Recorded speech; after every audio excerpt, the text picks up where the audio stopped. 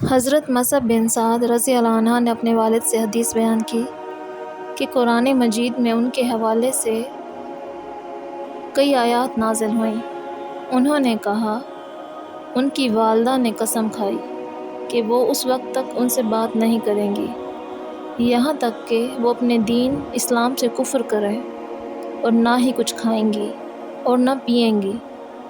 ان کا خیال یہ تھا کہ اللہ تعالیٰ نے تمہیں حکم دیا ہے کہ اپنے والدین کی بات مانو، اور میں تمہاری ماں ہوں، لہٰذا میں تمہیں اس دین کو چھوڑنے کا حکم دیتی ہوں۔ وہ 3 دن اسی حالت میں رہیں یہاں تک کہ کمزوری سے بے ہوش ہو گئیں۔ تو ان کا ایک بیٹا جو عمارہ کہلاتا تھا کھڑا ہوا اور انہیں پانی پلایا۔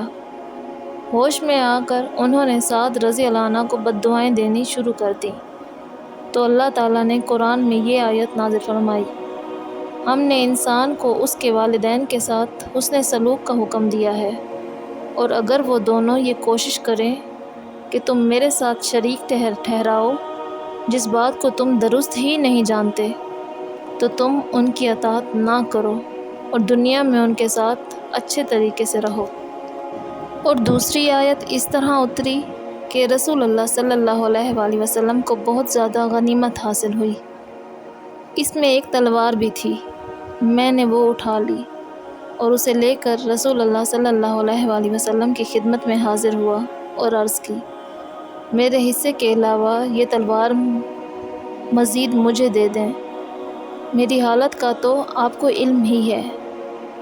آپ نے فرمایا، اسے وہیں رکھ دو جہاں سے تم نے اٹھائی ہے۔ میں چلا گیا۔ جب میں نے اسے مقبوضہ غنائم میں واپس پھینکنا چاہا تو میرے دل نے مجھے ملامت کی کہ واپس کیوں کر رہے ہو؟ تو میں آپ کے پاس واپس آ گیا۔ میں نے کہا، یہ مجھے عطا کر دیجیے۔ آپ نے میرے لیے اپنی آواز کو سخت کیا اور فرمایا، جہاں سے اٹھائی ہے وہیں واپس رکھ دو۔ اس پر اللہ عز و جل نے یہ نازل فرمایا، یہ لوگ آپ سے غنیمتوں کے بارے میں سوال کرتے ہیں۔ ایک اور موقع نزول وحی کا یہ تھا کہ میں بیمار ہو گیا۔ میں نے رسول اللہ صلی اللہ علیہ وآلہ وسلم کی طرف پیغام بھیجا، آپ میرے پاس تشریف لے آئے۔ میں نے کہا، مجھے اجازت دیجیے کہ میں اپنا سارا مال جہاں چاہوں تقسیم کر دوں۔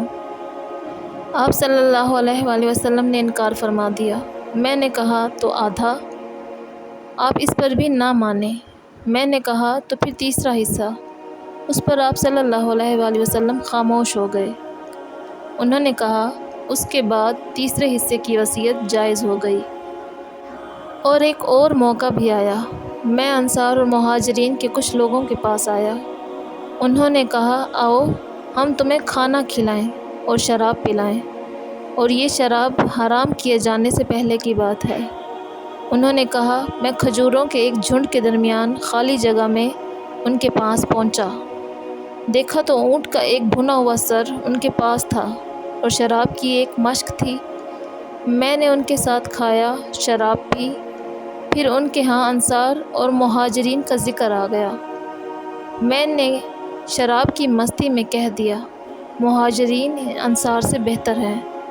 تو ایک آدمی نے اونٹ کا ایک جبڑا پکڑا، اس سے مجھے ضرب لگائی اور میری ناک زخمی کر دی۔ میں رسول اللہ صلی اللہ علیہ وآلہ وسلم کے پاس آیا اور آپ کو یہ ساری بات بتائی تو اللہ تعالیٰ نے میرے بارے میں ان کی مراد اپنے آپ سے تھی شراب کے متعلق یہ آیت نازل فرمائی، بے شک شراب، جوا، بت اور پان سے شیطان کے گندے کام ہیں۔